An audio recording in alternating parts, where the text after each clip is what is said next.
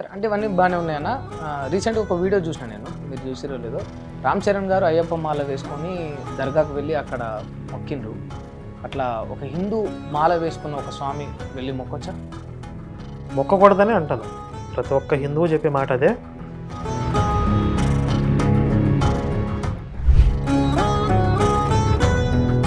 యేసు దేవుడు కుమారుడు అనేవాళ్ళు ఉన్నారు. అసలు యేసు కంటే పెద్ద ఆయన ఇంకొక ఆయన ఉన్నాడు, యెహోవా. అసలు ఆయన అసలైన దేవుడు, యేసు ఆయన కుమారుడు అనేవాళ్ళు కూడా. ఒకే విధంగా దేవుడి గురించి నిర్వచనం చెప్పట్లే అన్ని మతాలు. ఒకే దేవుడి గురించి భిన్న రకాలుగా భిన్నమైన మతాలు చెప్తున్నాయి. ఇందులో ఏదో ఒకటి మాత్రమే నిజమయ్యే అవకాశం ఉంది. ఇప్పుడు నమ్ముకోవటం అంటే, ఇప్పుడు మా ఇంట్లో నేను పుట్టి పెరిగినప్పుడు నాకు అమ్మా నాన్నలు ఉన్నారు. నేను చిన్నప్పటి నుంచి వాళ్ళ అమ్మా నాన్న అంటారు. సడన్గా ఇంకెవడో వచ్చి ఈయన నువ్వు నాన్న అని పిలువు, ఈయన నువ్వు అమ్మ అని పిలువు అంటే నేను ఎట్లా పిలువేస్తాను? మరి ఇట్లా చేసేవాళ్ళు, దేవుడు ఇంత బాధలు పెట్టి ఇవన్నీ చేసేవాళ్ళు, అందరికీ పాపాలన్నీ దేవుడు తుడిపేసి మనుషులందరినీ ప్రవర్తనగా మంచి మార్గంలో నడిపించవచ్చు కదా పరమాత్మ. ఇవన్నీ ఎందుకు? కొట్లాటలు, ఈ అల్లర్లు, బాధలు, పాపాలు, పుణ్యాలు, ఇవన్నీ ఎందుకండి? ఇప్పుడు ఆ యేసు రూపంలో ఉండి అతన్ని ఉద్ధరించేది శ్రీకృష్ణుడే. యేసు రూపంలో అంటే అతను నిజంగా అంత నిస్వార్థ బుద్ధితో చేస్తుంటే కనుక అతన్ని యేసు రూపంలో అనుగ్రహించేది శ్రీకృష్ణ పరమాత్మ. ఇది భగవద్గీత ఆయన చెప్పాడు. దేవుడి పేరు చెప్పి హిందువులో కొందరు, అందులో మీ పేరు కూడా చెప్పిండ్రు, పాస్టర్లో కొందరు, అందులో మీ మిత్రులు కూడా ఉన్నారు, ఇంకొందరు బాబాలు వాళ్ళు వీళ్ళు ఉన్నారు. వీళ్ళందరూ కలిసి దేవుడి పేరు చెప్పి యూట్యూబ్ ఛానళ్ళలో కావచ్చు, జనాల్లో కావచ్చు, గుడ్డిగా దేవుడిని నమ్మే వాళ్ళ దగ్గర నుంచి డబ్బులు కమాయిస్తున్నారు అనే ఒక ఆరోపణ మీ మీద ఉన్నది.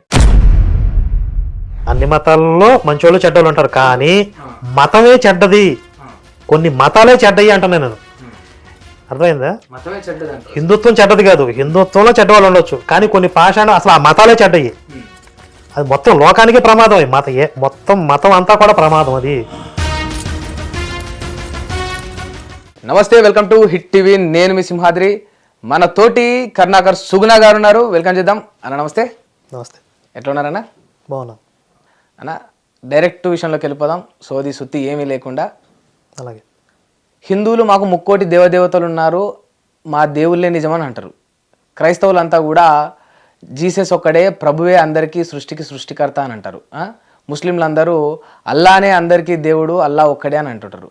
వీళ్ళందరూ ఒక నినాదం ఎత్తుకుంటే ఇంకొందరు నాస్తికులు ఒక పక్క అసలు దేవుడే లేరు, వీళ్ళందరూ కూడా బోగస్ దేవుడి పేరుతో నాటకం ఆడుతూ ఉన్నారు ఈ వ్యవస్థలో, ఈ సృష్టిలో డబ్బులు దండుకోవడానికి అంటారు.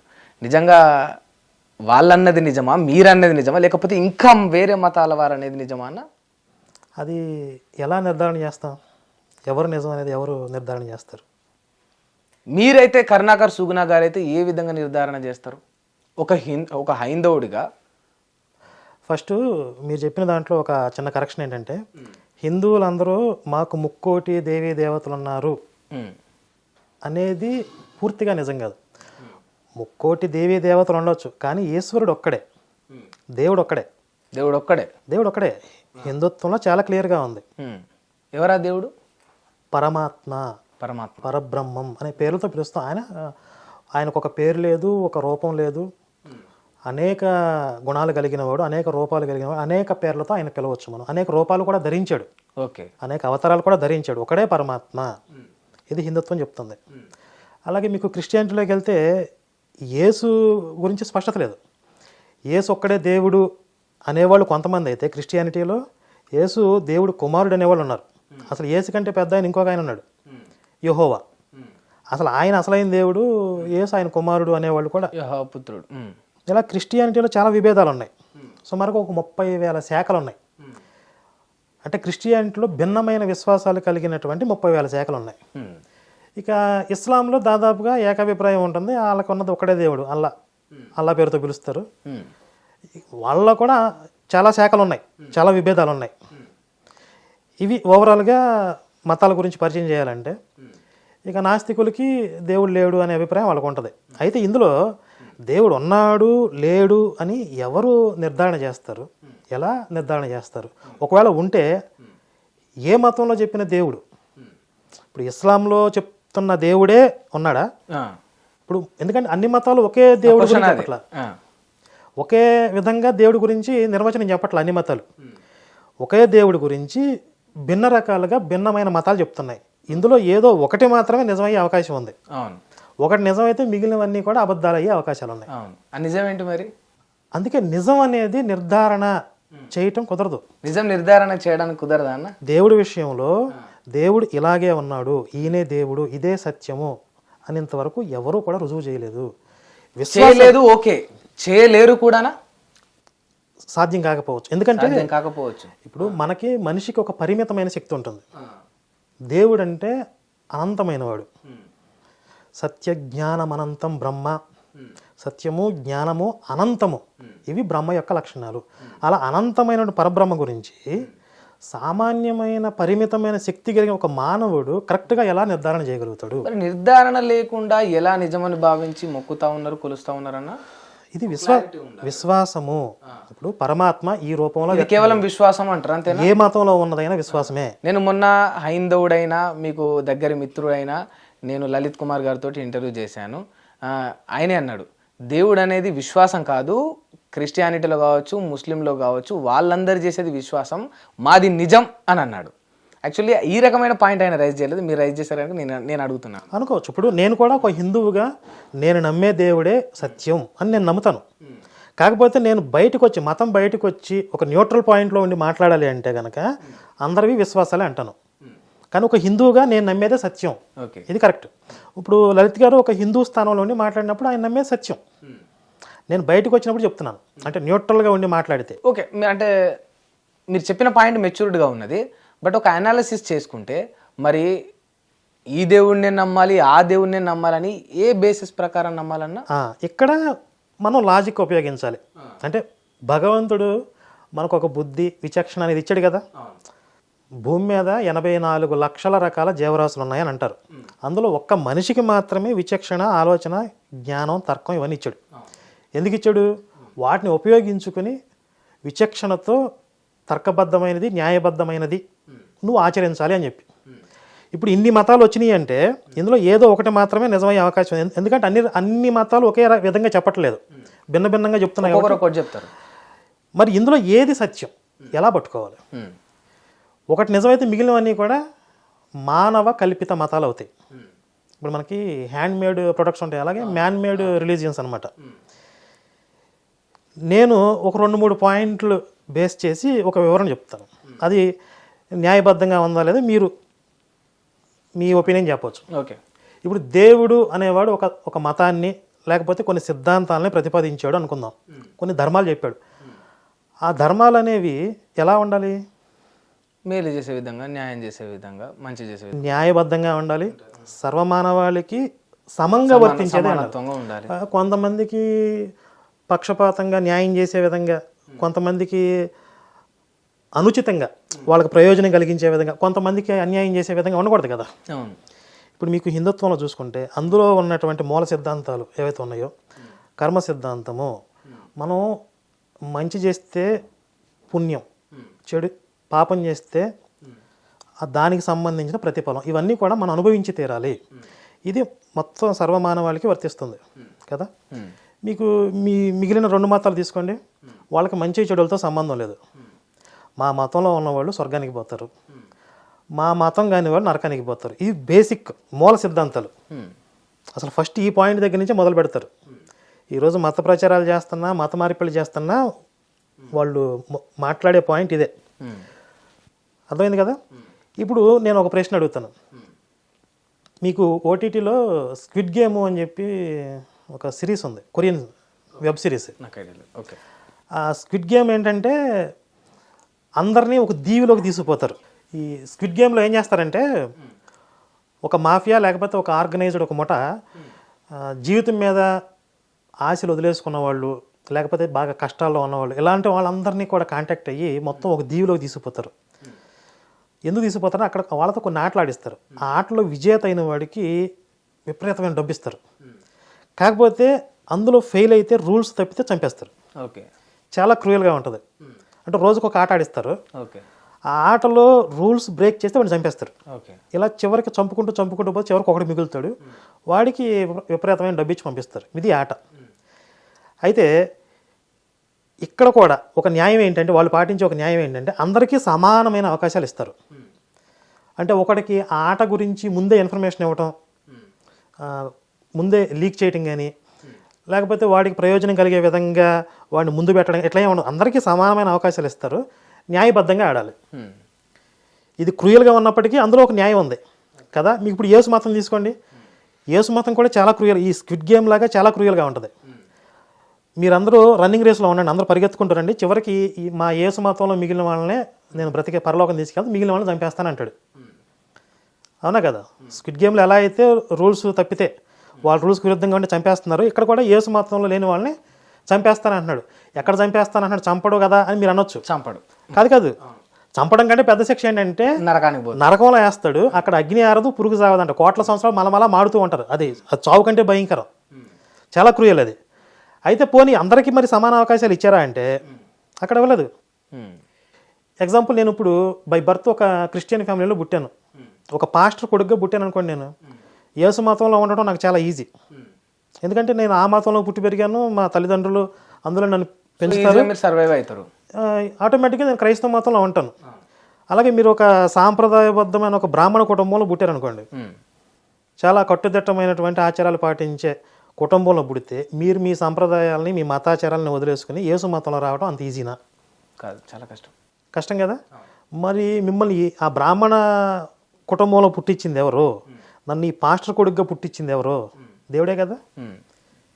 దేవుడే మిమ్మల్ని చాలా, అంటే ఆ యేసు మతానికి విరుద్ధమైన మతంలో, విరుద్ధమైన స్థానంలో పుట్టించి, నన్నేమో యేసు మతానికి చాలా దగ్గరగా యేసు మతంలోనే పుట్టించి, చివరికి యేసు మతంలో మిగిలిన వాడిని నేను రక్షిస్తాను, లేకపోతే మిగిలిన వాడిని నరకంలో వేస్తాను అంటే ఇది స్క్విడ్ గేమ్ కంటే దారుణంగా ఉందా లేదా? ఇదే ప్రశ్న నేను అడిగితే దానికి ఒక థీసిస్ కూడా చెప్పిండు ఒక పాస్టర్. ఏం చెప్పాడు? ఏమన్నాడంటే, ఆదాము అని ఇద్దరు వాళ్ళు దంపతులు ఉంటే వాళ్ళు ఏదో పండు తినకు అంటే తిన్నందుకు అది వాళ్ళకు పాపం అయిందట. దాని కర్మంగానే మనుషులు క్రమేపీ పెరుగుతూ తప్పులు చేస్తూ కులాలు, మతాలు, హిందూ మతం ఇవన్నీ సృష్టించుకొని అట్లా ఇవన్నీ ఏర్పాటు చేసుకున్నారట. ఇప్పుడు ప్రపంచంలో కులాలు, మతాలు ఏర్పడ్డాయి. నేను హిందూ మతంలో పుట్టాలి నేను కోరుకుంటే నేను పుడతానా? మీరు క్రైస్తవ మతంలో పుట్టాలి మీరు కోరుకుంటే మీరు పుడతారా? వాళ్ళని ఆయా మతాల్లో పుట్టిస్తున్నది ఎవరు? ప్రపంచంలో మతాలు ఏర్పడ్డాయి, ఓకే, ఎందుకు ఏర్పడ్డాయి తర్వాత చూద్దాం. కానీ ఈ మతంలో వీడు పుట్టాలి ఎవరు డిసైడ్ చేస్తున్నాడు? దేవుడే కదా. దేవుడే డిసైడ్ చేసినట్లు ఇప్పుడు మనిషే కదా. అంటే ఇప్పుడు నేను ఇంకొక కొత్త మతాన్ని సృష్టించిన, ఒక కొత్త దేవుడి పేరు చెప్పి నేనే సింహాద్రి అనే నేను ఒక మతాన్ని సృష్టించి నేను కొత్త మతాన్ని పెట్టి ఒక కొత్త దేవుడి పేరు పెట్టిన. నేను పెళ్లి చేసుకుని ఇద్దరు పిల్లలంటే ఇప్పుడు అది నేను పుట్టించినట్టు అవుతుంది, దేవుడు ఎట్లా పుట్టించినట్టు అవుతుంది ఆ పిల్లల్ని? మీరు ఒక మతాన్ని తయారు చేస్తానా? నేను మతాన్ని తయారు చేస్తే ఇట్లనే మతాలు తయారు చేసిరు మనుషులు. మతాలకు కారకులు మనుషులే తప్ప దేవుళ్ళు కాదు అని ఒక పాస్టర్ చెప్పిండు. ఇప్పుడు నేను చెప్పే పాయింట్ ఏంటంటే మతాలు మనుషులే తయారు చేశారు. సరే, ఇప్పుడు ఇస్లాము, హిందుత్వం, ఆ పాస్టర్ చెప్తున్న ప్రకారం ఇస్లాము, హిందుత్వం మనుషులు తయారు చేశారు అనుకుందాం. ఈ హిందూ మతంలో కోట్ల మంది పుట్టారు. ఎవరు పుట్టించారు వాళ్ళని? మనుషులు. ఇప్పుడు నేను అనుకుంటే పుట్టాను హిందూ మతంలో, మీరు అనుకుంటే పుట్టారా? మిమ్మల్ని బై బర్త్ హిందూగా పుట్టించింది ఎవరండి? జనరల్గా అంటే మనిషి జన్యు ప్రకారం పుడతాం కదా. ఇప్పుడు అంటే హిందూ మతంలో పుట్టించేది కూడా దేవుడే అంటున్నారా మీరు? మరి దేవుడు కదా. వాళ్ళని చెప్పమన్నాడు. పోనీ పాస్టర్ని అడగండి, సృష్టి చేస్తానేది ఎవరు? మనుషులకి జన్మనిస్తాను దేవుడా అవునా కాదా అని అడగండి. మా దేవుడే అంటారు. ఇప్పుడు వాళ్ళు చెప్పేది ఏంటంటే పుట్టిన తర్వాత మా యేసు మతాన్ని నువ్వు నమ్ముకోవాలని. అది అక్కడికి రావాలి. అట్లా వచ్చిరా? ఇప్పుడు నమ్ముకోవటం అంటే, ఇప్పుడు మా ఇంట్లో నేను పుట్టి పెరిగినప్పుడు నాకు అమ్మా నాన్నలు ఉన్నారు. నేను చిన్నప్పటి నుంచి వాళ్ళ అమ్మా నాన్న అంటారు. సడన్గా ఇంకెవడో వచ్చి ఇది ఈయన నువ్వు నాన్న అని ఈయన నువ్వు అమ్మ అని పిలువ అంటే నేను ఎట్లా పిలుస్తాను వాళ్ళని? అలాగే నేను చిన్నప్పటి నుంచి పుట్టి పెరిగిన సంప్రదాయాలు, రిలీజియన్ ఒకటి ఉంటుంది.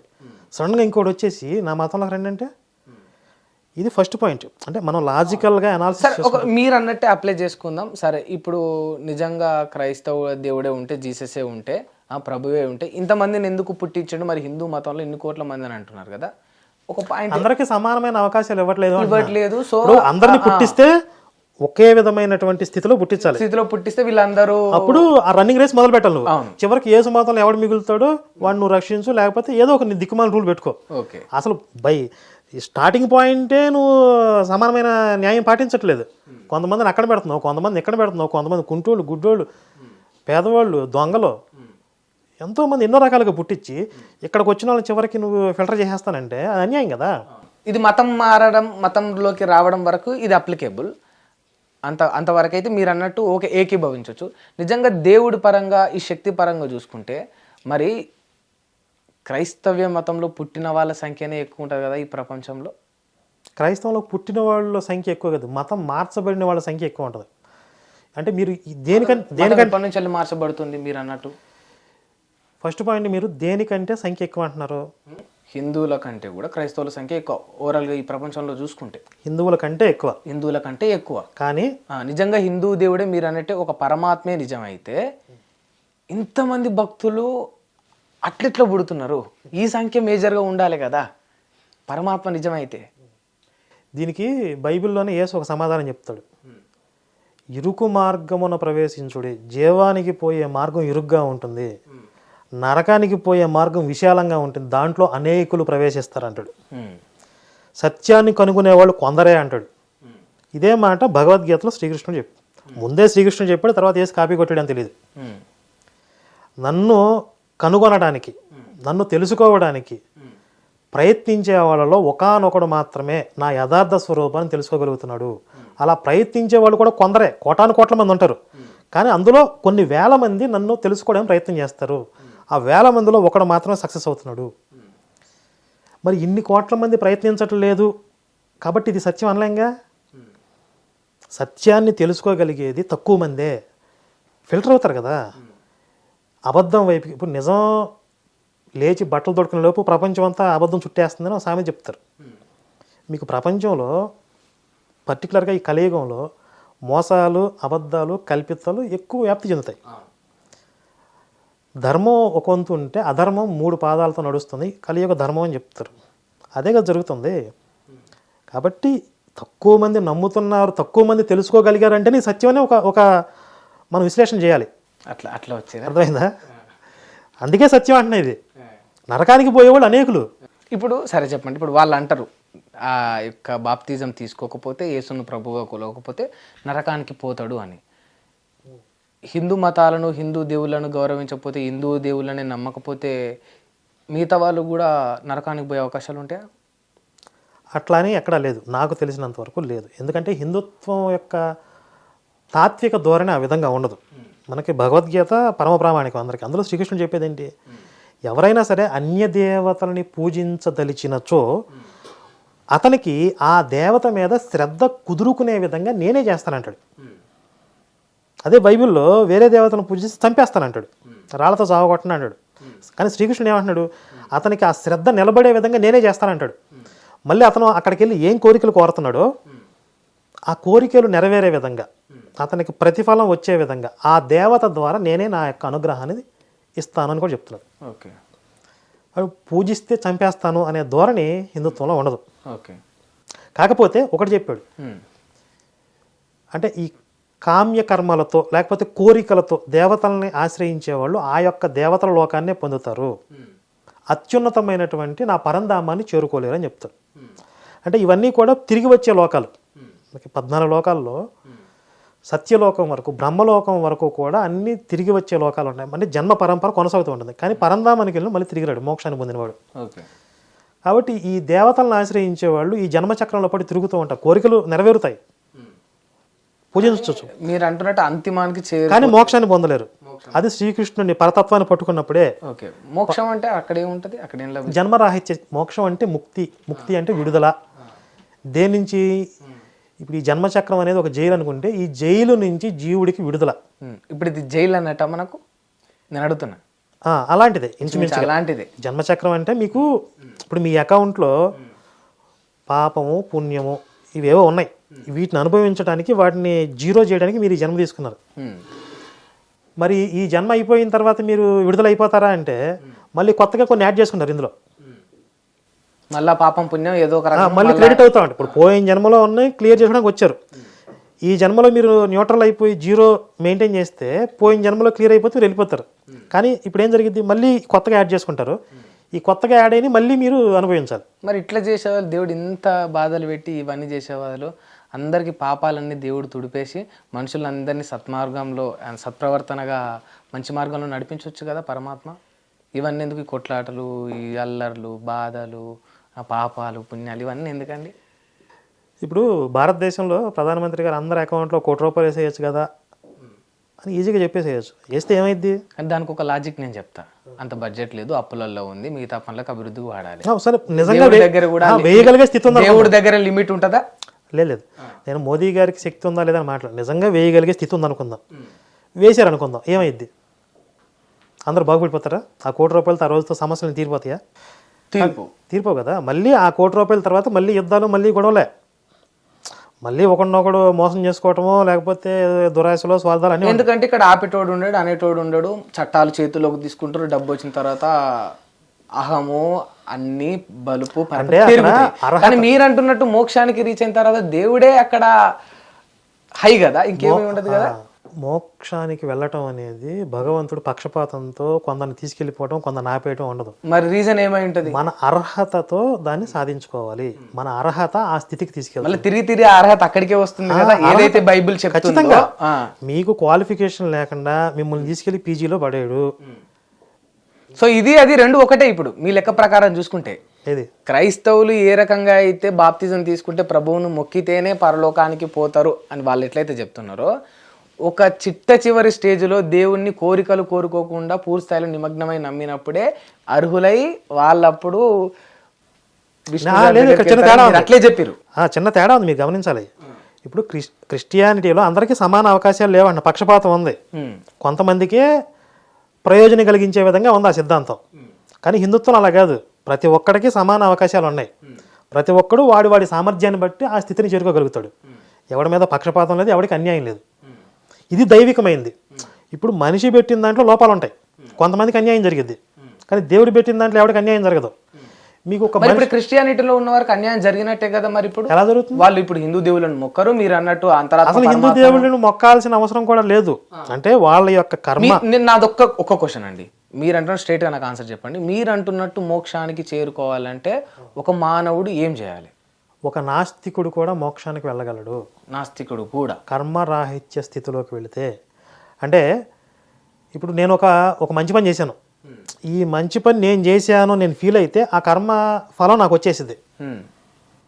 ఇది కర్తవ్యంగా చేశాను, ఇది నేను నిమిత్త మాత్రుడిని, నాతో భగవంతుడు చేయించుకున్నాడు, లేకపోతే ఈ చేసే అవకాశం నాకు వచ్చింది అని నిమిత్తంగా ఆ కర్మ చేసేసి అక్కడతో ఒక నమస్కారం పెట్టుకుని ఆ కర్మ ఫలాన్ని ఆశించకుండా, దాని మీద దృష్టి పెట్టకుండా మళ్ళీ ముందుకెళ్ళిపోయి మన పని మనం చేసుకుంటూ, అంటే కర్తవ్యంతో మనం కర్మలు చేసుకుంటూ పోతే, అంటే ఏమీ ఆశించకుండా తన పని తాను మంచి చేసుకుంటూ పోతే మోక్షానికి అట్లా కూడా చేరుకోవచ్చు మీరు చెప్తున్నట్టు. అదే చెప్తుంది. మీరు పని చేసిన తర్వాత ఆ పని ఫలితం మీకు కావాలని కోరుకుంటే మీకే వచ్చేసింది. వచ్చిన తర్వాత మీ అకౌంట్లో పడిన తర్వాత దాని ఫలితాన్ని మీరు అనుభవించాం. మళ్ళీ అది జీరో అవ్వాలంటే మీకు పుణ్యం మీ అకౌంట్లో పడింది, ఒక సుఖమో ఒక సంతోషం అనుభవిస్తే ఆ పుణ్యం కరిగిపోద్ది. ఆ పుణ్యం కరగకుండా మీరు మోక్షానికి వెళ్ళలేరు. అలాగే ఒక చెడు పని చేశారు, పాపం మీ అకౌంట్లో పడింది, ఒక దుఃఖమో ఒక బాధో అనుభవిస్తే ఆ పాపం కరిగిపోద్ది. ఇలా ఈ మొత్తం జీరో అయిపోతే మీ అకౌంట్ ఖాళీ అయిపోతే అప్పుడు మీరు జన్మరాహిత్య స్థితికి వెళ్తారు. ఇందులో స్పెసిఫిక్గా దేవుడిని మొక్కి దేవుడిని ఆరాధించి దేవుడిని ఎందుకు ఆరాధించాలంటే, మనం ఈ కర్మరాహిత్య స్థితికి వెళ్ళడానికి మనం స్వప్రయత్నంతో ఎంత ప్రయత్నించినా దాన్ని అందుకోవడం అంత ఈజీ కాదు. కాబట్టి భగవంతుడి యొక్క సహకారాన్ని మనం అర్థించాలి. ఇప్పుడు మీకు గజేంద్ర మోక్షం అనే కథ చెప్తారు. అంటే మనం దీన్ని సింబాలిక్గా కూడా తీసుకోవచ్చు, మనిషికి సింబాలిక్గా. ఈ గజేంద్రుడు అనేవాడు జీవుడు, తను కర్మలు చేసి ముసలి చేతిలో చిక్కాడు. అంటే ఆ ఫలితాన్ని అనుభవిస్తూ జన్మ పరంపరలో అతను చిక్కుకున్నాడు. తన స్వప్రయత్నంతో విడిపించడం ఎంత ప్రయత్నం చేసినా తన వల్ల కావట్లేదు. అప్పుడు భగవంతుడిని పిలిచాడు. భగవంతుడు వచ్చి చక్రంతో అతన్ని ఖండించి ఆ కర్మబంధాన్ని విడిపించి గజేంద్రుడిని ఉద్ధరించాడు. అలా భగవంతుడి యొక్క సహకారంతో మనం తొందరగా గమ్యాన్ని చేరుకోగలుగుతాము.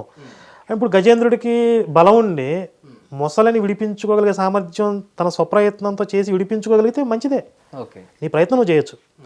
కానీ అది సాధ్యం కాదు, నా వల్ల అవ్వట్లేదు, నా శక్తి సరిపోవట్లేదు, భగవంతుడు నన్ను శరణు పొందాలి, శరణాగతి చేస్తే భగవంతుడు వస్తాడు. అది హిందుత్వం చెప్తుంది. ఒకవేళ ఇప్పుడు ఒక క్రిస్టియన్ వ్యక్తి కావచ్చు, ఒక ముస్లిం వ్యక్తి కావచ్చు, ఏమి ప్రతిఫలం ఆశించకుండా, తిరిగి ఏమి కోరుకోకుండా తాను మంచి చేసుకుంటూ పోయి 10 మంది కడుపు నుండి 10 మందికి మంచి చేస్తూ నిస్వార్థంగా మెలుగుతూ కల్మషం లేకుండా ఈ వ్యవస్థలో ఆయన కొనసాగుతూ ఆయన అల్లానో లేకపోతే యేసు ప్రభువును మొక్కుతూ ఉన్నాడు. ఇంత మంచి చేసిన వ్యక్తి హిందూ దేవులను మొక్కట్లేదు. ఇప్పుడు ఆయన మీరు అంటున్నట్టు ఆ మోక్షానికి పోతాడా పోడా? ఇప్పుడు మోక్షం అనేది నిజంగా అతను నిస్వార్థమైన బుద్ధితో చేశాడా అనే దాని క్యాలిక్యులేషన్ మీద ఉంటుంది. ఇప్పుడు ఆయన నిస్వార్థమైన బుద్ధితోనే నిస్వార్థమైన బుద్ధితో అంటే కానీ మీరు అంటున్నట్టు ఆ పరమాత్మని నమ్మలేదు, మొక్కలేదు, కొలవలేదు, ప్రతిఫలాన్ని ఆశించకుండా. ఇప్పుడు భగవద్గీతలో శ్రీకృష్ణుడు ఏదైతే ఒక ప్రమాణం చెప్పారో ఆ స్థాయిలో గనక ఉంటే దానికి ఆ ఫార్ములా ప్రకారం ఎవరైనా వెళ్తారు. ఇప్పుడు దేవుని మొక్కకున్నా ఆ చెయ్యాల్సిన మంచి అంత చేస్తే ఇప్పుడు ఆ యేసు రూపంలో ఉండి అతన్ని ఉద్ధరించేది శ్రీకృష్ణుడే. యేసు రూపంలో కూడా శ్రీకృష్ణుడే. అంటే అతను నిజంగా అంత నిస్వార్థ బుద్ధితో చేస్తుంటే గనక అతన్ని యేసు రూపంలో అనుగ్రహించేది శ్రీకృష్ణ పరమాత్మ. ఇది భగవద్గీత ఆయనే చెప్పాడు. యేసు రూపంలో ఉన్నది కూడా శ్రీకృష్ణుడే. యేసు రూపంలో వాళ్ళ కోరికలు తీర్చేది కూడా శ్రీకృష్ణుడే. మంచి స్టేట్మెంట్ ఇచ్చారు, పెద్ద స్టేట్మెంట్ ఇది. యేసు రూపంలో అంటున్నా, యేసు రూపంలో అదే యేసు శ్రీకృష్ణుడు అంటున్నాను. అదే యేసు రూపంలో ఉండి కూడా వాళ్ళని అనుగ్రహించేది శ్రీకృష్ణుడే. ఓకే. ఇప్పుడు ఎందుకంటే మాతృ హృదయం ఉంటుంది పరమాత్మకి. మీ చిన్నప్పుడు కథ చదువుకునే ఉంటారు కదా, ఒక బిడ్డని ఇద్దరు నా సొంత బిడ్డ అంటే రాజు 2 ముక్కలు చేసేయమంటాడు. సొంత తల్లి ఏమో అయ్యో చంపొద్దు, ఆమెకి ఇచ్చేసేయండి, ఎక్కడో చోట క్షేమంగా ఉంటే చాలు అనుకుంటుంది. మారు తల్లి ఏమో చంపేయండి, 2 ముక్కలు చేసేయండి. అలాగే పరమాత్మ ఏమనుకుంటాడు, వీడు నాకు దక్కినా దక్కకపోయినా, అంటే నన్ను గుర్తించినా గుర్తించకపోయినా పర్లేదు, వాడు క్షేమంగా ఉంటే చాలు, వాడు ఉద్ధరించబడితే చాలు అనుకుంటాడు. మారు తల్లి ఏమనుకుంటుంది, నన్ను నమ్మకపోతే నేసేస్తానంటాడు, నా మతంలో రాకపోతే 2 ముక్కలు చేస్తానంటాడు. అంటే ఆడు కన్న తండ్రి కాదాడు, మాతృహృదయం లేదు వాడికి. నీకు అర్థమైందా? ఈ విషయాలు బాగానే ఉన్నాయి. మామూలుగా హిందూ దేవుళ్ళలో ఇప్పుడు శంకరుడు, ఈశ్వరుడు, నరసింహస్వామి, ఆంజనేయుడు, రాముడు, ఇట్లా దుర్గమ్మ, రకరకాలుగా దేవతలను పేర్లు పెట్టుకొని కొందరు ఇష్టదైవం అని చెప్పి ఆరాధిస్తూ కొలుస్తూ ఉంటారు కదా. ఈ దేవదేవతలందరూ కూడా నిజమేనా? మీరు అన్నట్టు పరమాత్మను క్యాలిక్యులేట్ చేసుకుంటే వీళ్ళందరూ నిజమేనా? పరమాత్మ యొక్క అవతారాలు. పరమాత్మ యొక్క అవతారాలు. ఎట్ ఏ టైము ఎప్పుడు కూడా 2 అంటే 2 దేవుళ్ళు కొనసాగలేదా ఇక్కడ? ఉన్నారు. పరమాత్మ 2 అవతారాలు కూడా ఎత్తగలుగుతారు. ఇప్పుడు విష్ణుమూర్తి యొక్క అవతారాల్లో పరశురాముడు ఉన్నాడు, శ్రీరాముడు ఉన్నాడు. పరశురాముడు శ్రీరాముడు సంభాషించుకున్న సందర్భాలు ఉన్నాయి, ఒకరికొకరు ఎదురుగా మాట్లాడు. ఒక పరమాత్మ 2 అవతారాలు కూడా ఎత్తుతుంది. పరమాత్మకు ఉన్న ఇంకో లక్షణం ఏంటంటే సర్వశక్తిమంతుడు. సర్వశక్తిమంతుడికి ఇది సాధ్యం కాదు అనడానికి లేదు. సర్వశక్తిమంతుడు ఏంటంటే ఒకేసారి నువ్వు 2 రూపాలతో ఉండగలడు, నిరాకారుడిగా ఉండగలడు, సాకార రూపంతో అనేక రూపాలను ధరించగలవా. ఇప్పుడు శ్రీకృష్ణుడు 16,000 మందిని వివాహం ఆడాడు అంటారు. ఎలా 16,000 మందిని వివాహం ఆడాడు? ఒకే శరీరంతో ఒకే రూపంతో కాదు, 16,000 రూపాలు ధరించి 16,000 మందిని ఒకే ఏకకాలంలో పెళ్లి చేసుకున్నాడు. అది పరమాత్మ యొక్క శక్తి. సర్వశక్తిమంతుడు కదా. ఓకే. కాబట్టి ఒకేసారి అనేక రూపాలతో ఆయన సంచరించగలడు. ఓకే. అంటే ఇప్పుడు ఏ దేవుణ్ణి ఏ దేవతను మొక్కినా కూడా ఒకే దేవుణ్ణి మొక్కినట్టు. అంటే ఇప్పుడు దుర్గమ్మ, ఎల్లమ్మ, ఈశ్వరుడు అని స్పెసిఫిక్గా ఏముండవు శక్తులు, పవర్లు అని, అంతేనా? ఉంటాయి శక్తులు, ఎందుకుండు? అంటే ఇండివిజువల్గా ఉంటుంది కదా. అంటే ఇప్పుడు శంకరుణ్ణి తీసుకుందాం, ఈశ్వరుణ్ణి. చాలామంది ఏం చెప్తారంటే ఈశ్వరుడికి 3 కళ్ళు, 3వ కళ్ళు తెరిస్తే ఈ సృష్టి మొత్తం అంతమైపోతుంది, ఈ రకంగా అంటుంటారు. మరి ఇవన్నీ నిజాలేనా? ఇప్పుడు ఆ దేవత గురించి లేకపోతే ఆ అవతారం గురించి శాస్త్రం ఏది చెప్తుందో అది నిజం, అది ప్రమాణం. ఏది చెప్పినా అది నిజం. ఈశ్వరుడికి 3 కళ్ళు అనేది నిజమేనా? అయి ఉండొచ్చు. శాస్త్రం ఇప్పుడు మనకి శాస్త్రం చెప్తుంది కాబట్టి నిజమే. ఇప్పుడు మనకి శాస్త్రం ఏ విధంగా అయితే ఒక అవతార స్వరూపాన్ని వర్ణించిందో దాన్ని ఒక హిందువుగా నేను ఖచ్చితంగా నమ్మి తీరుతాను. నాకు శాస్త్రం ప్రమాణం. ఇప్పుడు ఇది ఎట్లా కుదురుతుంది అని అంటే, మరి ఆ లాజిక్ ప్రకారం చూస్తే మీ మతంలో, అంటే ఇలా ప్రశ్నించే వాళ్ళ మతంలో ఎన్నో అంశాలు మనం ప్రశ్నించవచ్చు. అవన్నీ నువ్వు అంత విశ్వాసంతో నువ్వు నమ్ముతున్నప్పుడు నాకు నా ధర్మంలో ఉన్నటువంటి శాస్త్రాలు ఏం బోధించాయో అవన్నీ నేను సత్యం అని నమ్ముతాను. ఓకే. ఇప్పుడు శాస్త్రంలో తలరాత లిఖించబడుతుంది అనేది ఉంటుందా? బుద్ధి కర్మానుసారే అని అంటారు. అంటే నిజంగా బ్రహ్మ రాత రాస్తాడు, ఒక మనిషి ఎట్లా బ్రతకాలో, ఎట్లా మెలగాలో, పిన్ టు పిన్ ఏం చేయాలో దైనందిన జీవితంలో అన్ని కూడా బ్రహ్మ రాసిన రాతలు అని అంటుంటారు. నిజంగా అట్లా రాత రాస్తారా? ఇప్పుడు భగవంతుడు ఒక సిస్టమ్ని ఎస్టాబ్లిష్ చేస్తాడు. ఇప్పుడు తీరిగ్గా కూర్చుని ప్రతి ఒక్కడి నుదుటి మీద రాసుకుంటూ కూర్చోడు ఆయన. ఇప్పుడు ఫేస్బుక్ మనం ఆపరేట్ చేస్తున్నామండి. ఫేస్బుక్లో మీకు అకౌంట్ ఉందా? ఉన్నది. నాకు ఒక అకౌంట్ ఉంది. దీన్ని ఇంట్రడ్యూస్ చేసింది ఎవరు? మార్క్ జోకర్బర్గ్, ఒక టీం అనుకుందాం. మరి ఈ అకౌంట్లో నేను పోస్ట్ చేసే కంటెంట్ ఎవరికి రీచ్ అవ్వాలో, లేదు నేను పెట్టిన పర్టికులర్గా ఒక వ్యక్తికి పెట్టిన మెసేజ్ అతనికి మాత్రమే రీచ్ అవ్వాలి, లేదా నేను నా అకౌంట్ డీయాక్టివేట్ చేసుకోవాలంటే అలా డియాక్టివేట్, లేదా కొంతమందికి మాత్రమే కనపడే విధంగా నేను పోస్ట్ చేయాలి. ఇదంతా నా అకౌంట్ నేను మేనేజ్ చేసుకోగలుగుతున్నా కదా. అవును. మరి మార్క్ జోకర్బర్గ్ వచ్చి నా అకౌంట్ని ఇలా చేయాలి, ఇలా ప్రతి అకౌంట్ని ఆపరేట్ చేస్తాడా? చేయడు కదా. ఒక సాఫ్ట్వేర్ డెవలప్ చేశాడు. ఆ సాఫ్ట్వేర్లో కోటాను కోట్ల మంది అకౌంట్లు ఓపెన్ చేసుకుని ఆ సిస్టమ్ ప్రకారం అకౌంట్లు నడుస్తున్నాయి. దేవుడు కూడా మానవ, అలాగే భగవంతుడు కూడా ప్రకృతిలో ఒక సిస్టమ్ని ఎస్టాబ్లిష్ చేశాడు. ఆ సిస్టంలో ఈ కోటాను కోట్ల జీవరాశులు అన్నీ కూడా వాళ్ళ జీవితాన్ని కొనసాగిస్తున్నారు. అంటే దేవుడు కేవలం మనుషులకు మాత్రమే ఇక్కడ చోటు కల్పించలే, జంతువులకు, చెట్లకు అన్ని కూడా దేవుడు సృష్టించినాయి. అంతే కదా. ఇప్పుడు మీకు శ్రీకాళహస్తిలో సాలీడు, ఏనుగు, సర్పము ఇవి కూడా ముక్తిని పొందాయని ఉంది. ఒక మనిషి మాత్రమే, అంటే సంకుచిత బుద్ధితో హిందుత్వం మాట్లాడదు. ఒక మనిషికి మాత్రమే భోగజీవిగా పుట్టించాడు, మొత్తం అనుభవించమన్నాడు, అన్నిటిని చంపుకు తినమన్నాడు, మొత్తం నాశనం చేయమన్నాడు. ఇట్లా చెప్పాల హిందుత్వం. నువ్వు బ్రతుకు, మిగిలిన జీవరాశిని కూడా నీతో కలిసి సహజీవనం చేయగలిగే విధంగా కలిసి బ్రతకండి అని అన్నాడు. అందుకే ప్రకృతిని కూడా ప్రేమించే తత్వం హిందుత్వంలో ఉంటుంది.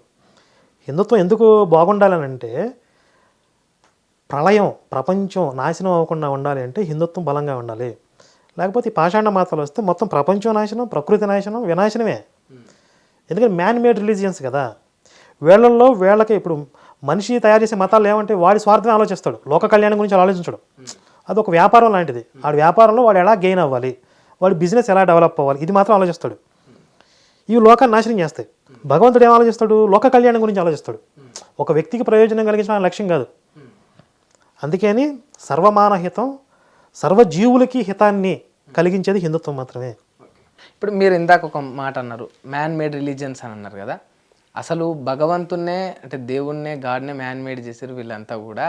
వీళ్ళు మనుషులు సృష్టించినదే. దేవుడి పేరు చెప్పి హిందువులో కొందరు, అందులో మీ పేరు కూడా చెప్పిండ్రు, పాస్టర్లో కొందరు, అందులో మీ మిత్రులు కూడా ఉన్నారు, ఇంకొందరు బాబాలు వాళ్ళు వీళ్ళు ఉన్నారు. వీళ్ళందరూ కలిసి దేవుడి పేరు చెప్పి యూట్యూబ్ ఛానళ్ళలో కావచ్చు, జనాల్లో కావచ్చు, గుడ్డిగా దేవుడిని నమ్మే వాళ్ళ దగ్గర నుంచి డబ్బులు కమాస్తున్నారు అనే ఒక ఆరోపణ మీ మీద ఉంది. ఎవరు చేశారు ఆరోపణ? అలా చాలా మంది నాస్తికులు అంటూ ఉన్నారు. నాస్తికులు పాస్టర్లు అంటూ ఉంటారు కదా కొంతమంది. నాస్తికులు ఎవరు కొత్తగా మళ్ళీ ఉన్నారు, దేవుని నమ్మని వాళ్ళు ఉన్నారు. మా మీద విమర్శలు చేస్తున్నారు. నేను కలిసి ఒక ఇద్దరు వ్యక్తులతో మాట్లాడినప్పుడు కూడా పర్టికులర్గా మీ పేరు చెప్పకుండా, అంటే నాతో ఒక డిస్కషన్ వచ్చినప్పుడు వీళ్ళందరూ కూడా ఒక నాటకం, దేవుడి పేరు చెప్పి డబ్బులు దండుకునే ఒక బ్యాచ్ అని మిమ్మల్ని అన్నారు. అంటే పర్టికులర్గా మిమ్మల్ని కాదు, మొత్తం అందరినీ రుజువు చేయమనండి. మేము ఎప్పుడైనా సరే దేవుడి పేరుతో మేము ధనం తీసుకున్నట్లుగా ఒక్క చోట ఎక్కడ జరిగిందో రుజువు చేయమనండి. ఎప్పుడు ఒక్కసారి కూడా అడగలేదు. మేము దేవుడి పేరుతో ఎప్పుడు డొనేషన్స్ అడగలేదు. మీరు కనుక మా ఛానల్ చూస్తే మేము ఎప్పుడైనా డొనేషన్స్ అడిగితే, మేము ఈ దేశాన్ని రక్షించుకునే పనిలో ఉన్నాం, దానికోసం మాకు ఆర్థిక సహకారం అవసరం, ఇది మేము చేసే పని కరెక్ట్ అనిపిస్తే, ఇది అవసరం అనిపిస్తే మీరు సపోర్ట్ చేయండి అని అడుగుతాం తప్ప దేవుడి పేరుతో మేము ఎప్పుడు డొనేషన్స్ తీసుకోవాలి. హిందుత్వాన్ని రక్షించుకోవటం అంటే అంతిమంగా భారతదేశాన్ని సంరక్షించుకోవటం. మీరు చూసుకోండి, ఎక్కడన్నా మా వీడియోస్లో అలా ఉన్నాయని చూసుకోండి. కానీ మీకు చాలా వీడియోలు నేను చూపిస్తాను, బైబిల్ పేరు చెప్పి, దేవుడి పేరు చెప్పి అమాయకుల్ని బ్లాక్మెయిల్ చేసి డబ్బులు అడిగే వీడియోలు ఎన్ని ఉన్నాయి పాస్టర్లు. ఇప్పుడు ఎవరైనా సరే మతం పేరుతో మోసం చెప్పు తీసి కొట్టండి వాడిని. వాడిని నేనేం భుజాన్ని వేసుకోవాల్సిన అవసరం లేదు. క్లియర్. అన్ని మతాల్లో మంచోళ్ళు చెడ్డోళ్ళు ఉంటారు, కానీ మతమే చెడ్డది, కొన్ని మతాలే చెడ్డయి అంటున్నా నేను. అర్థమైందా? హిందుత్వం చెడ్డది కాదు, హిందుత్వంలో చెడ్డవాళ్ళు ఉండొచ్చు, కానీ కొన్ని పాషాణం అసలు ఆ మతాలే చెడ్డయి. అది మొత్తం లోకానికే ప్రమాదం. మొత్తం మతం అంతా కూడా ప్రమాదం. అది బైబిల్ నిర్వచనం ఇచ్చింది కదా, వీళ్ళు విశ్వాసులు గొర్రెలని. మీ బైబిల్ మిమ్మల్ని అంటుంది కదా, మిమ్మల్ని ఆ పేరుతో పిలవచ్చా అంటే, సరే పిలుచుకోమనే వాళ్ళు కొంతమంది, అట్లా పిలుస్తావు, మమ్మల్ని మేము పిలుచుకుంటాం, నువ్వు పిలవకూడదు అనేవాళ్ళు కొంతమంది విచిత్రంగా చెప్తారు. సరే మీ బైబిల్ మీరు గొర్రెలు అంటది కాబట్టి మనం గొర్రెలు అంటే తప్పులేదు. అప్పుడు అందులో పుట్టడం నా తప్పు కాదు, అందులో పోతే నా తప్పు అయింది. ఇప్పుడు నాకు ఒక విచక్షణ జ్ఞానం ఇచ్చినప్పుడు నేను దాన్ని ఉపయోగించి అది అసత్యం అని తెలుసుకుని బయటకు వచ్చేసాను. అలా తెలుసుకోకుండా అందులోనే ఆ బురదలోనే కొట్టుకుపోతే నా తప్పైంది. అసలు హిందూ మతంలో ఈ రకంగా కుల విభేదాలు ఉండడం వల్లే, అంటే తక్కువ కులం ఎక్కువ కులం అని చూడడం వల్లే అవి తట్టుకోలేకనే చాలా మంది హిందువులు ఈ హిందూ మతాన్ని విడిచి క్రైస్తవ్యంలో చేరుతున్నారు. ఈ చాలా మంది ఏమనుకుంటారంటే ఈ కులాల వివక్షే కారణము హిందువులు మతం మారడానికి, కానీ అది ఒక్కటే కారణం కాదు. ఇప్పుడు అలా అనుకుంటే అగ్ర కులాలలో కూడా మతం మారిన వాళ్ళు ఉన్నారు. మరి వాళ్ళకి ఏ కుల వివక్ష ఉందని వెళ్ళారు అంటే అదొక్కటే కారణం కాదు, చాలా కారణాలు ఉన్నాయి. చాలా కారణాలలో మెజారిటీ కారణం ఏంటి అని అంటే హిందువులు ఏ కష్టంలో ఉన్నా ఇప్పుడు మనిషి అన్నాక వాడికి జీవితం అంతా పూలపాన్పులాగా ఉండదు కదా. ఎంత ధనవంతుడైనా, ఎంత మంచి స్థితిలో ఒక మినిస్టర్ ముఖ్యమంత్రి అయినా కూడా కాస్త జీవితంలో ఒడిదుడుకులు ఉంటాయి. ఏ చిన్న కష్టం వచ్చినా సరే నువ్వు మా మతంలోకి వచ్చాయి, నీకు అన్ని అద్భుతాలు జరుగుతాయి అని వలేయడానికి రెడీగా ఉంటారు. ఈ వలేసినప్పుడు బలహీనలు ఆ చేపలో ఆ వల్ల పడుతున్నారు తప్ప అదేం మాయా కాదు, మంత్రం కాదు. ఇప్పుడు భారతదేశంలో కోటాను కోట్ల మంది వీళ్ళు వల్లేస్తున్నారు, అందులో కొంతమంది చిక్కుతున్నారు. అదే మీరు విదేశాలకు వెళ్తే ఎక్కువ క్రిస్టియన్స్ ఉంటారు కదా, క్రిస్టియన్స్ మీద మరి హిందూ సంస్థలు, హిందూ ఆర్గనైజేషన్ ప్రచారం చేసే వాళ్ళు ఉన్నారు. వాళ్ళు వలయిట్లా, వాళ్ళు ఫిలాసఫీ చెప్తున్నారు, భగవద్గీత ఫిలాసఫీ చెప్తూ పోతున్నారు. ఆ ఫిలాసఫీకి అట్రాక్ట్ అయిన వాళ్ళు హిందుత్వంలోకి వస్తున్నారు. వాళ్ళు కోటాను కోట్లు ఉన్నారు. మీకు శ్రీకృష్ణుని నమ్ముకుని నాకు అద్భుతం జరిగింది నా జీవితంలో కాబట్టి నేను శ్రీకృష్ణుని నమ్ముకున్నాను అని చెప్పిన సాక్ష్యం ఒకటి చూపించండి. మీకు వెస్ట్రన్ కంట్రీస్ నుంచి హిందుత్వంలోకి వచ్చిన చాలా మంది భక్తులు ఉంటారు కదా, హరే రామ హరే కృష్ణ భజనలు చేస్తూ రోడ్ల మీద, వాళ్ళ ఒక్కళ్ళైనా సరే నేను అద్భుతం జరిగింది నా జీవితంలో, నేను ఇక్కడికి వచ్చాను అని చెప్పిన వాళ్ళు ఎవరైనా ఉన్నారా? ఎవరో ఉండరు. వాళ్ళందరూ భగవద్గీత మాకు అంటే అందులో ఉన్నటువంటి ఫిలాసఫీ ఏదైతే ఉందో అది నా జీవితానికి మార్గనిర్దేశనం చేసింది, నా సమస్యలన్నిటికీ ఒక పరిష్కారం చూపించింది, అంటే మనోధైర్యాన్ని కల్పించింది. అందువల్ల నేను అక్కడికి వచ్చానని చెప్తారు. మీకు ఇక్కడ చూడండి, నేను యేసుని నమ్ముకున్నాను, మా పెట్ట రెట్టేసింది. నేను యేసుని నమ్ముకున్నాను, మా కోడి గుడ్డు పెట్టింది. ఇవి వీళ్ళు చెప్పే సాక్ష్యాలు, ఈ దొంగ సాక్ష్యాలు. ఇప్పుడు వాళ్ళు సమాజాన్ని పాడు చేసే చీడ పురుగులు, వాళ్ళ గురించి నేను ఎక్స్పోజ్ చేయటం, అవగాహన కల్పించడం అనేది భగవంతుడు నాకు ఇచ్చిన బాధ్యత. నేను ఒక పోలీస్ అని అనుకుంటాను, ఒక మిలిటరీ అని అనుకుంటాను. నేను నా హిందుత్వాన్ని, నా దేశాన్ని రక్షించుకునే స్థితిలో ఒక సైనికుడి స్థానంలో ఉంచాడు భగవంతుడు నన్ను. కాబట్టి నేను యుద్ధమే చేయాలి. కొంతమంది వచ్చి మీరు ఎందుకు అంటే రోగులకి పాలు పళ్ళు దుప్పట్లు పంచడం అని అడుగుతారు. పాలు పళ్ళు దుప్పట్లు పంచే వాళ్ళు వేరే ఉంటారు, అది కూడా మంచి పనే. కానీ నన్ను యుద్ధం చేసే స్థితిలో ఉంచారు కదా, యుద్ధమే చేయాలి నేను. అది భగవంతుడు అంటే ఇంకా ఎగ్జాంపుల్ చెప్పాలంటే మీకు శ్రీకృష్ణుడు అర్జునుడు చెప్పింది అదే. ఆయన అర్జునుడు ఏమో నేను తపస్సు చేసుకుంటా అన్నాడు. తపస్సు చేసుకోవడం నీ డ్యూటీ కాదు, అది నువ్వు యుద్ధం చేయడం నీ డ్యూటీ. నువ్వు ఎందుకు నీ డ్యూటీ మానేసి ఇంకోటి చేస్తానంటున్నావు? నీ ధర్మం కానీ ఇంకో ధర్మం ఎందుకు పట్టుకుంటున్నావు అని అడిగాడు. సామాన్య హిందువులని ఎవరిని అడిగినా తప్పనే చెప్తారు, పోకూడదనే చెప్తారు. కాకపోతే అది ఆయన ఏదో కావాలని ఆయన చేసింది కాదు. అంటే సహజంగా హిందువుల్లో ఉండేటువంటి సెక్యులరిజం అనేది ఎంతసేపు కూడా మనం పరమతాలను గౌరవించడం అంటే మన విశ్వాసాలని పణంగా పెట్టడం అనే స్థితిలోకి వెళ్ళిపోతున్నారు. మన ధర్మాలని, మన అస్తిత్వాన్ని పణంగా పెట్టేసి బెండ్ అయిపోయి మోకాళ్ళ మీద కూర్చుని వాళ్ళ విశ్వాసానికి సలాం అనాల్సిన అవసరం లేదు. మన అస్తిత్వాన్ని, మన ఉనికిని మనం నిలబెట్టుకుని పరమతాలని గౌరవించడం వరకు ఓకే. అంటే ఇవన్నీ బాగానే ఉన్నాయన్న. రీసెంట్గా ఒక వీడియో చూసిన నేను, మీరు చూసిరో లేదో, రామ్ చరణ్ గారు అయ్యప్ప మాల వేసుకొని దర్గాకు వెళ్ళి అక్కడ మొక్కిండ్రు. అట్లా ఒక హిందూ మాల వేసుకున్న ఒక స్వామి వెళ్ళి మొక్కొచ్చా? మొక్కకూడదని అంటాను. ప్రతి ఒక్క హిందువు చెప్పే మాట అదే. ఇంకా రామ్ చరణ్ లాంటి సెలబ్రిటీ అసలు చేయకూడదు, ఎందుకంటే దాని ఇంపాక్ట్ ఇంకెక్కువ ఉంటుంది సమాజం. పైగా అసలు ఈ సెలబ్రిటీస్ని పర్టికులర్గా టార్గెట్ చేసే ముఠాలు కూడా ఉన్నాయి. ఎందుకంటే వీళ్ళు కనుక వాళ్ళ వల్ల పడితే వాళ్ళని చూపించి ఇంకొంతమందిని అందులోకి లాగడం చాలా ఈజీ. కాబట్టి వాళ్ళు ఎప్పుడు కూడా ఎక్కువ టార్గెట్ లిస్ట్లో ఉంటారు, వాళ్ళు ఎక్కువ జాగ్రత్తగా ఉండాలి. అంటే ఇప్పుడు ఇది మొక్కకూడదు అన్నారు కదా, గౌరవించడం కింద తీసుకోవచ్చు కదా? అది గౌరవించినప్పుడు ఏఆర్ రెహమాన్ రామ్ చరణ్ తీసుకుపోయి అక్కడ రమ్మన్నాడు అని చెప్పి వార్త కదా. మరి అదే ఏఆర్ రెహమాన్ని మన హిందూ దేవాలయానికి తీసుకురామనండి, అతను వస్తాడేమో? అతను రంజాన్ మాసంలో దీక్షలో ఉన్నప్పుడు హిందూ దేవాలయాన్ని సందర్శించవలసిందిగా రామ్ చరణ్ గారు ఆహ్వానిస్తే అతను వస్తాడా? రాడు కదా. మరి ఎందుకు కేవలం హిందువుల్లోనే ఇట్లా ఎక్కువ ఉంటుంది? అంటే మనకి ఇప్పుడు కొన్ని దశాబ్దాలు, కొన్ని శతాబ్దాల నుండి కూడా మన అస్తిత్వాన్ని, మన విశ్వాసాలని పణంగా పెట్టి ఇతర మత విశ్వాసాలని గౌరవించడం అనే ఒక దిక్కుమాలిన భావజాలం మనకు నేర్పించారు. మన అస్తిత్వాన్ని, మన గౌరవాన్ని, మన ఉనికిని నిలబెట్టుకుంటూ ఎదుటివాడిని గౌరవించడం వరకు ఓకే. అది దాటి మరి ఆ స్థితిలోకి తీసుకుపోయారు కాబట్టి ఇప్పుడు ఆ స్థితి నుండి సమాజాన్ని మేల్కొల్పాల్సిన అవసరం ఉంది ఇప్పుడు ప్రజెంట్. దానికి సెలబ్రిటీలే అతీతులు కాదు, ఒక కామన్ మ్యాన్ నుంచి సెలబ్రిటీల దాకా అందరూ టార్గెట్ అవుతారు. ప్రతి ఒక్కరిని కూడా హిందుత్వం నుంచి లాగడానికి ప్రయత్నాలు జరుగుతూనే ఉన్నాయి. సార్, అంటే మీరు ఇన్ని విషయాలు మీ వరకు మీరు బాగానే చెప్తున్నారు, కానీ ఇప్పుడు నేను పాస్టర్లను కూడా ఇంటర్వ్యూలు చేసిన, వాళ్ళందరిది అంటే మీరు చెప్పిన దానికి క్వైట్ ఆపోజిట్ ఉన్నది. వాళ్ళందరూ ఒక మాట ఏమన్నారంటే, తీసుకురండి ఎవరు వచ్చినా సరే, మేము నిజాలను నిర్భయంగా చెప్పడానికి ప్రభువే ఈ సృష్టికి సృష్టికర్త, ప్రభు ఒక్కడే అని నిరూపించడానికి మేమందరం సిద్ధమని అన్నారు.